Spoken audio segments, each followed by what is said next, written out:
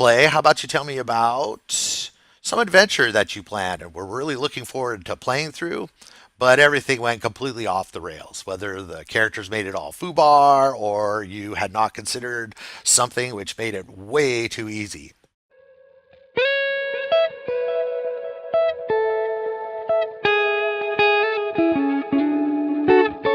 Hello, everyone. My name is Clay, and welcome to Terminally Nerdy. Thanks again for the intro, Ivan. All right. So, Ivan wants me to talk about a time when a game went foobar, fucked up beyond all recognition, aka. And I've got a good one, and it kind of ties in. If you remember earlier this month, the very first video I did was the 3 skills necessary for a GM. Well, I had to employ all 3 of those skills in this situation. So, this was the time I decided to teach my wife how to play Dungeons and Dragons. I finally convinced her to sit down and learn. This was good 8-9 years ago, right when we first got together. We get a couple of friends from ours from work, and our roommate is 5 people. And the only characters I remember was my wife played a gnome warrior. She was really big into World of Warcraft. Had bubblegum pink hair named Giggles the Unmerciful.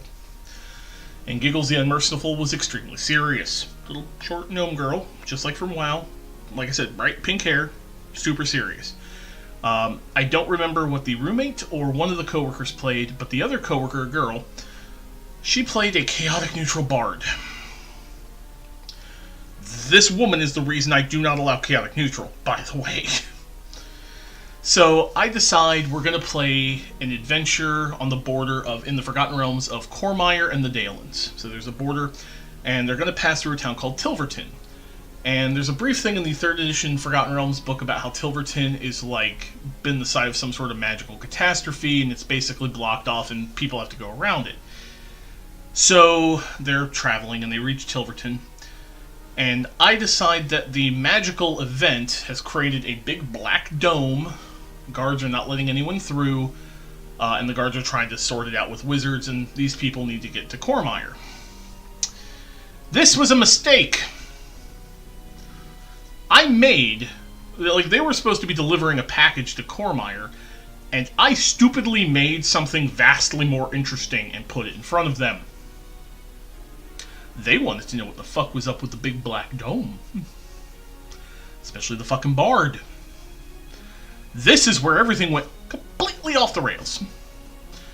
For the next several hours, because we only ever played one session of this, due to real-life commitment problems. But for the rest of this session, which was like 3 or 4 hours, the party spent that entire time in Tilverton trying to either force their way into the dome, force the guards to allow them. At one point, the guards are explaining that anybody who goes in the dome does not come back out. There's some sort of evil thing in there. So, we're talking like the bard is convinced that she wants to go in this dome. And I flat out tell her, as a DM, you walk in the dome, you die. And she won't believe me of this, by the way. Eventually, my wife gets the idea, and this is probably one of the best comments I've ever heard. Giggles the Unmerciful gets this smart idea. She's going to go fishing. She's going to go fishing in the dome. How does she do this? Well, she tromps her way up to the guard, looks at him. This is like the 3rd day they're in town trying to force their way into this dome. She looks at the guard looks down at her, and she says very calmly, "I need a chicken and a rope." Now, I have no idea what she's planning.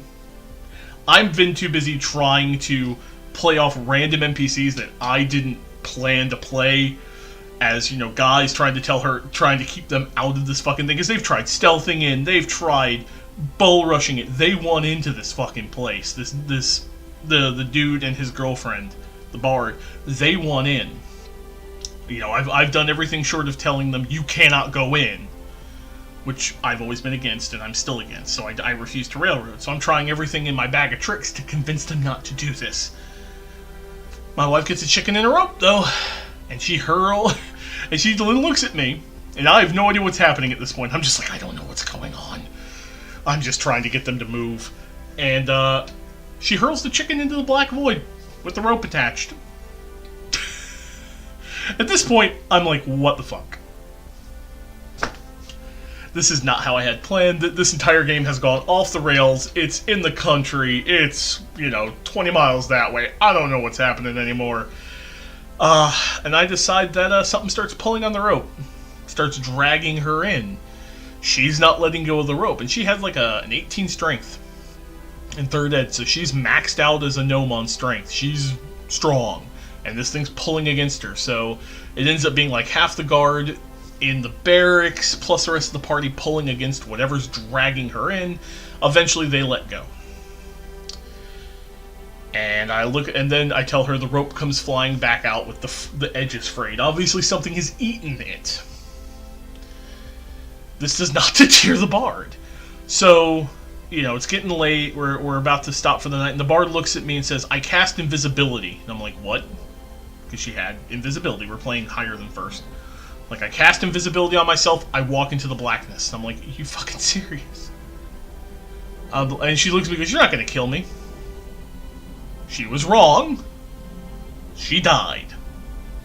This is where the real life part why we didn't continue playing after this. So you walk in there. Everyone's staring at me like, you're letting her? I'm like, I'm not going to stop her. She's invisible.